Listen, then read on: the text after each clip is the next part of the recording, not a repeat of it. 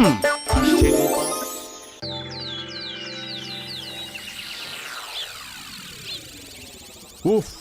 এইবার এমন একটা দাও মারবো না যে কৃষ্ণচন্দ্র কেঁদে কুল পাবে না। কিন্তু সেটা একমাত্র সফল হবে যদি কৃষ্ণনগরের মন্ত্রী আমাদের পাশে থাকে। আরে ও তো মোহর ছাড়া আর কিছুই চেনে না।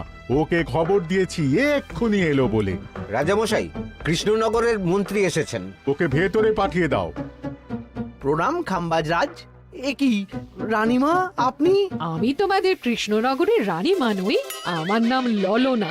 আমি হরেক রকমের গলায় কথা বলতে পারি। এটা আমার আসল গলা। ওরে বাবা রে বাবা রে বাবা, আপনি তো প্রতিভার জলজ্যান্ত রূপ। একে আপনি কোথা থেকে পেলেন খাম্বাজরাজ? বেশ কিছুদিন আগে একটা যাত্রা দেখতে গিয়ে ললনার সাথে পরিচয় হয়। ওর ব্যাপারে সবকিছু জানার পরে আমার মাথায় একটা বুদ্ধি খেলে যায়। তাই আপনি আমাকে ডেকে পাঠিয়েছেন, তাই তো? একদম তাই। আমার একটা পরিকল্পনা আছে। ছলে বলে কৌশলে ওই কৃষ্ণনগরের আসল রানীকে কিছুদিনের জন্য বাইরে পাঠাতে হবে, আর সেই সুযোগে সেসব দায়িত্ব আমার ওপরে ছেড়ে দিন। আমি নিজের দায়িত্ব নিয়ে ললনাকে কৃষ্ণনগরের রানীর সমস্ত আদব কায়দা শিখিয়ে দিয়েছি। এখন শুধু আমি বাকি ব্যাপার নিয়ন্ত্রণ করব। এখন মহারাজ বাৎসরিক হিসেব নিয়ে ব্যস্ত, তাই রানীমা চলে যাবেন আর তার বদলে ঢুকবে ললনা দেবী। তাহলে আর দেরি কেন? আজ রাতেই বেরিয়ে পড়ো। আর যদি আমার পরিকল্পনা অনুযায়ী এগোতে পারো তাহলে কিছুদিন পরে তুমি হয়ে উঠবে কৃষ্ণনগরের রাজা। আমার কত দিনের আশা। চলুন তাহলে। হ্যাঁ চলুন, রাজবাড়ির বাকি ব্যাপার যেতে যেতে বুঝিয়ে দেব। রানীমা কিভাবে কথা বলেন, কাকে কি বলে ডাকেন, রাজবাড়ির কোথায় কি আছে সব।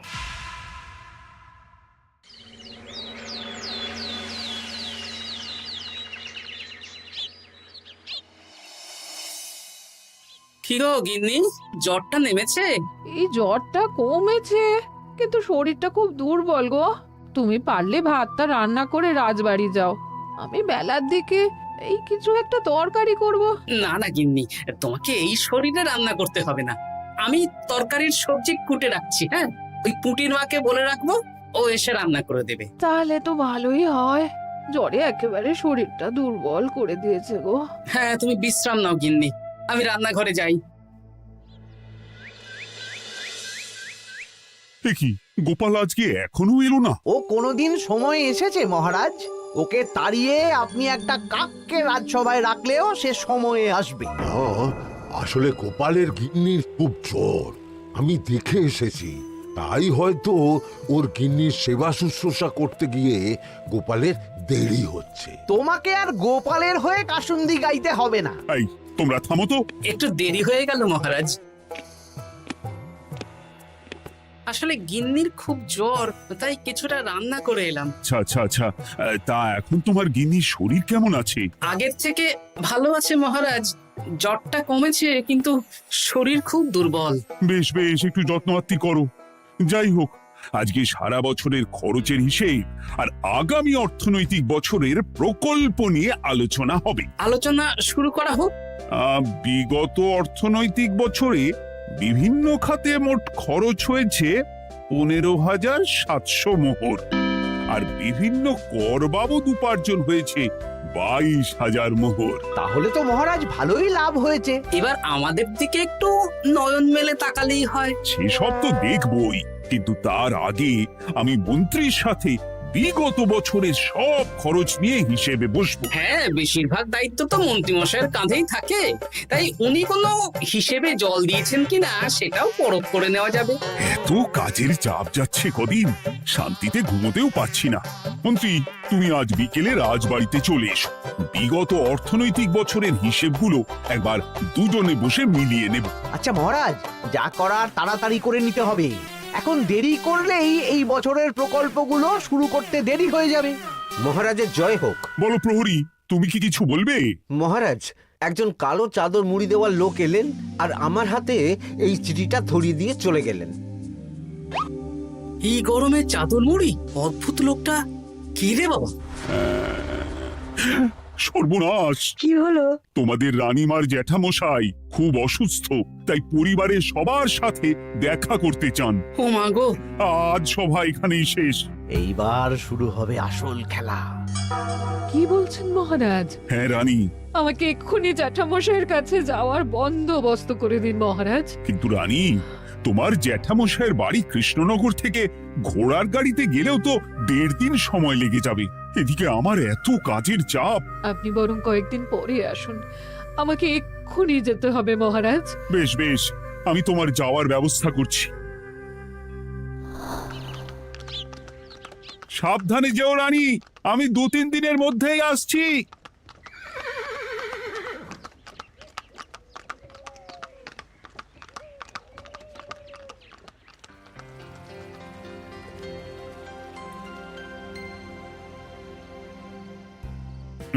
মন্ত্রী, বিগত অর্থনৈতিক বছরে আমাদের পাঠশালার উন্নতির জন্য কত খরচ করা হয়েছিল একটু দেখো তো।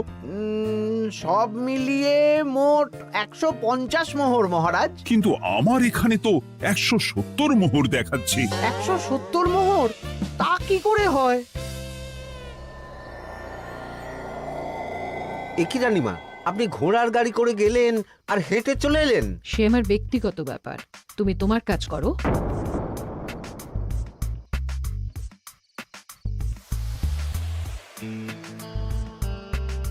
এ কি রানী, তুমি চলে এলে? আমার শরীরটা খুব একটা ভালো লাগছে না মহারাজ, পেটটা কামড়াচ্ছে। তাই সহিসকে বললাম ঘোড়ার গাড়ি নিয়ে জ্যাঠামশাইকে দেখে আসতে, আর আমি বাড়ি চলে এলাম। ও, সহিস এসে খবর দেবে, তারপর আমি আর আপনি দুজনে একসাথে যাব। বেশ বেশ, ঠিক আছে রানী, তুমি বিশ্রাম নাও। বিশ্রাম না, আমি একটু স্নান ঘরে যাব। পেটটা কেমন মোচড় দিচ্ছে। মহারাজ কিছুই বুঝতে পারেনি, মজা জমবে।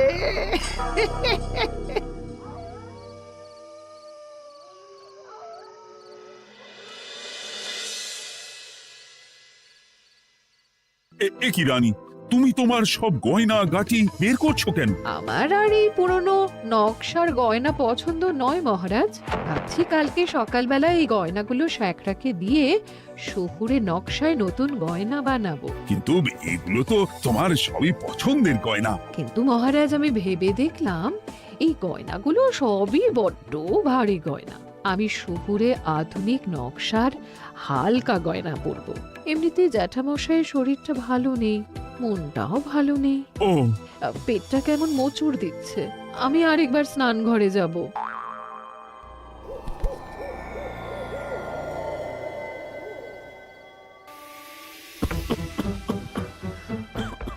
ওই তো মন্ত্রী মশাই এসেছে।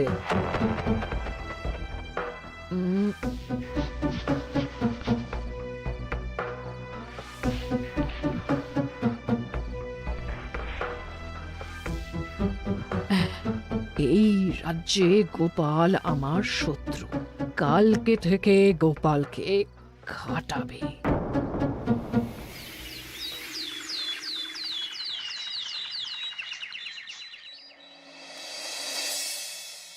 হায় হায় হায়, কি হলো রানী, কি হলো? গতকাল রাতে আমার সমস্ত গয়না চুরি হয়ে গেছে। বলো কি প্রহরী? বলুন মহারাজ। গতকাল রাতে রানীর সব গয়না চুরি হয়ে গেছে। তুমি আরেকজনকে নিয়ে এক্ষুনি খোঁজ করা শুরু করো। যথাজ্ঞা মহারাজ।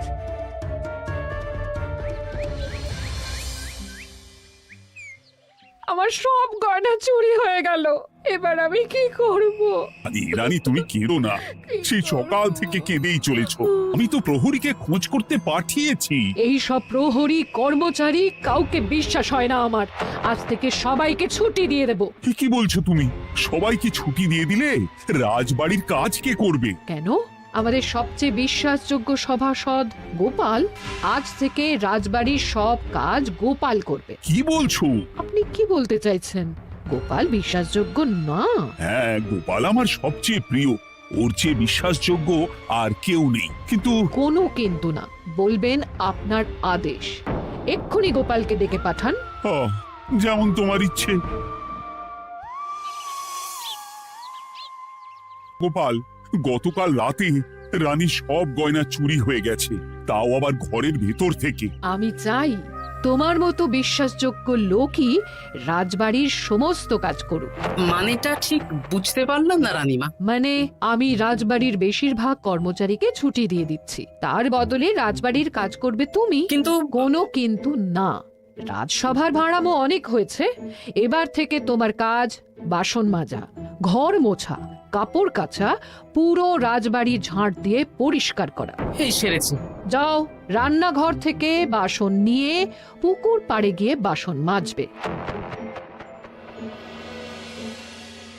এ কি গোপাল, রাজসভা থেকে সোজা পুকুর পাড়ে? এ কি হয়েছে নাকি? হ্যাঁ, খুব হাসি পাচ্ছে না? হাসি তো পাবেই। নতুন রানীমা আসার পরে তোমার এই হাল করে ছেড়ে দিল। নতুন রানীমা? না, আসলে ঘটা বলতে চাইছে রানীমা তোমাকে নতুন চাকরি দিয়ে এই হাল করলো।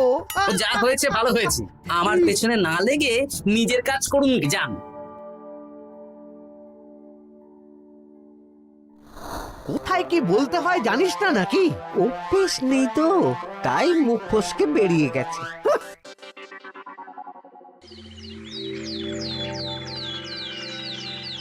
রাজ্যে চোরের উপদ্রব বেড়ে গেছে, তাই আমরা কিভাবে চোরের উপদ্রব কমানো যায় সেই নিয়ে আজকে একটা আলোচনা করব। কিন্তু মহারাজ, রাজসভায় এখনো তো সবাই আসেনি। এই তো এসে গেছি। ওই রাজবাড়ির জামা কাপড় কাচ্ছিলাম। এ কি, গোপাল এখন রাজবাড়ির জামা কাপড় কাচে? হ্যাঁ, সেসব করতে গিয়ে আমার নিজের জামা কাপড়ই ভিজে গেল, তাই বদলে এলাম। মহারাজ, রানীমা ঘোড়ার গাড়ি করে এসেছেন। মানেটা কি? রানী তো রাজবাড়িতেই আছে। হে কি মহারাজ, আমি প্রহরীদের কাছে শুনলাম আমার মতন দেখতে কেউ রাজবাড়িতে উড়ে এসে জুড়ে বসেছে। মানে তুমি তো আগেই চলে এলে। কি কাণ্ড! এই কে? শুনলাম আমার মতন দেখতে কেউ এসেছে। ও আচ্ছা, আপনি। তা কি চাই আপনার? বোঝো কাণ্ড, একরকম দেখতে একরকম গলা। এ বলে আমি আসল, ও বলে আমি। হয় হয় হয়, আসল নকল বোঝাই দায়। একটা নয়, দুটো রানী। আমার জ্যাঠামশাই একদম সুস্থ। এই মহিলা নিশ্চয়ই ভুয়ো চিঠি দিয়ে নিজের রাজবাড়িতে ঢোকার সুযোগ খুঁজছিল। একদম বাজে কথা বলবেন না। আপনি কে সত্যি করে বলুন। সমস্যা সমস্যা, ঘোর সমস্যা। আমার কোনো পাণ্ডিত্য দিয়ে বুঝতে পারছি না কে আসল আর কে নকল। আমি আসল, বিশ্বাস করুন। আমি তো এই মাত্র এলাম। না, আপনি নকল, আমি আসল। কিভাবে বুঝবো? আমি বলবো মহারাজ, এই যে এই রানী আসল। হ্যাঁ, কিন্তু মন্ত্রীমশাই, আপনি কি করে বুঝলেন? না মানে এই রানীমা তোমার উপরে এত ভরসা করে রাজবাড়ির কাজ করাচ্ছেন, কাউকে বিশ্বাস করেননি, একমাত্র তোমাকে বিশ্বাস করেছেন।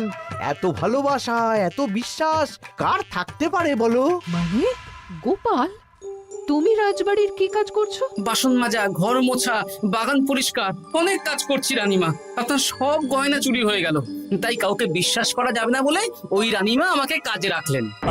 এই ওই বন্ধ করে একটা উপায় বের করো। বেশ বেশ, আমি ধরে নিচ্ছি দুজনেই আসল। তাই আপনাদের দুজনকে আমি পরীক্ষা নেব, দেখব কে উত্তীর্ণ হন। তাই নাও। আপনারা দুজনেই তো সেনাপতিকে চেনেন, বলুন তো সেনাপতির আসল নাম কি? সনাতন সেন। আচ্ছা, আপনাদের বাপের বাড়ি কোথায়? বিজয়গড়। দূর দূর, গড়গড় করে সবই বলে দিচ্ছে।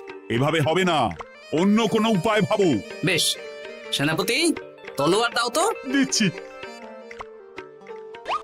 এই নিন, এই তলোয়ার দিয়ে মহারাজকে মেরে ফেলুন। আপনাদের মধ্যে কে মারতে চান বলুন। এসব তুমি কি বলছো গোপাল? মহারাজ আমার পতি পরমেশ্বর, ওনাকে আমি মারতে পারি? আমি স্বপ্নেও ভাবতে পারিনি গোপাল তুমি এই জঘন্য কাজ আমাকে করতে বলবে।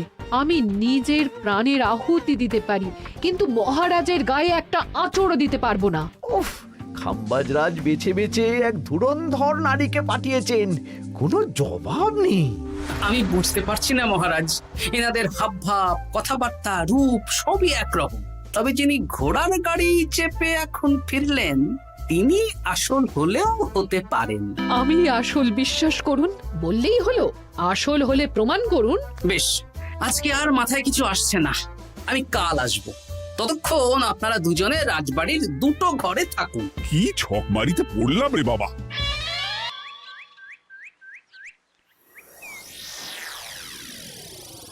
ললনা একদম তৈরি হয়ে এসেছে।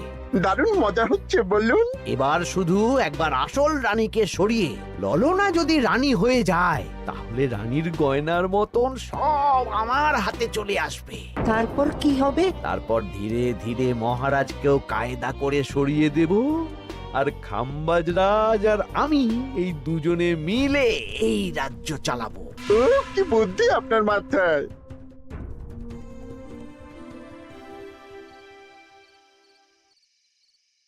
বলছি শোনো না, আমার শাড়িটা একটু ছিঁড়ে গেছে গো। তুমি বাজার থেকে কালকে আমার জন্য একটা শাড়ি নিয়ে আসতে পারবে? হ্যাঁ, আচ্ছা বেশ, নিয়ে আসবো শাড়ি। শাড়ি শাড়ি শাড়ি, এই তো মাথায় বুদ্ধি এসেছে। কাল নয়, আজকেই। গোপাল, তুমি কিছু ভাবতে পারলে? মহারাজ, আপনার দুই রানীকে ডাকুন। আমার তো একটাই রানী। ওই হলো মহারাজ, আসল নকল দুজনকেই ডাকুন।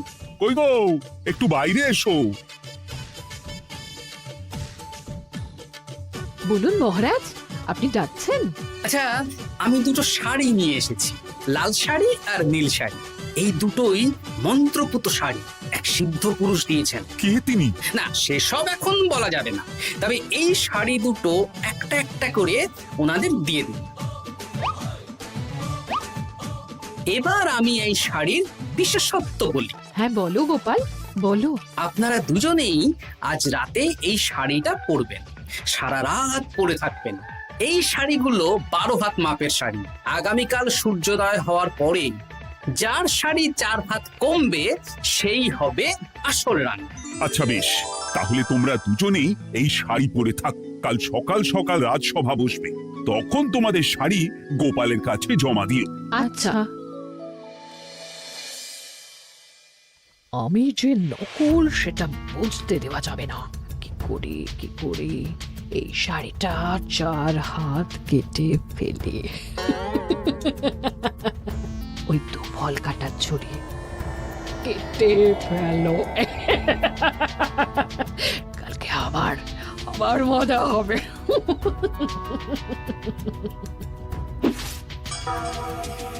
হে ঠাকুর, রক্ষা করো ঠাকুর, আমার শাড়িটা যেন 4 হাত কমে যায়। ঠাকুর রক্ষা করো।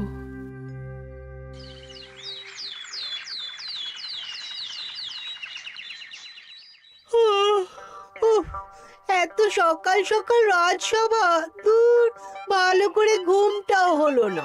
আমি তো ঘুমোইনি, চিন্তায় ঘুমই আসেনি। কই গো, তোমরা এসো। এই নিন আমার শাড়ি, এবার মেপে দেখুন, এটা 4 হাত কমে গেছে। এই দেখুন মহারাজ, বিশ্বাস করুন আমি আসল, কিন্তু এই শাড়িটা সারা রাত পরে থাকা সত্ত্বেও 4 হাত তো দূর, 4 আঙুলও কমেনি। লাল শাড়িটাই ছোট মনে হচ্ছে। তাহলে তুমি আসল? উফ, বাবা, বাঁচা গেল। আয়, কে আছো? এই নকল রানীকে কারাগারে বন্দি করো। দাঁড়ান মহারাজ, বন্দি করতে হলে যার শাড়ি 4 হাত কমে গেছে তাকে বন্দি করুন। কেন? আমার শাড়ি তো 4 হাত কমে গেছে। শর্ত অনুযায়ী যে আসল তার শাড়ি তো 4 হাত কমবে না, আপনি ধরা পড়ে গেছেন নতুন রানীমা। এগুলো কোনো মন্ত্রপুত শাড়িই নয়, এগুলো আমার পরিকল্পনার প্যাচ। আপনি নিশ্চয়ই নিজেকে আসল প্রমাণ করার জন্য শাড়িটা কেটেছেন। না মানে, না না না, তাহলে কমলো কি করে? না মানে হয়ে গেল। সত্যি গোপাল, তোমার বুদ্ধির জবাব নেই। গোপাল, তুমি আমাকে বাঁচালে। এই যে নতুন রানীমা, চুপ করে কেন? ওকে আমি কারাগারে গিয়ে বেত মারছি, তাহলেই সব বলবে। বল, কে তুই বল? আসলে মানে আমার নাম ললনা। আমি যাত্রাপালা করি, অনেক রকম গলায় কথা বলতে পারি। কদিন আগে খাম্বাজ রাজ আর এই মন্ত্রী মশাই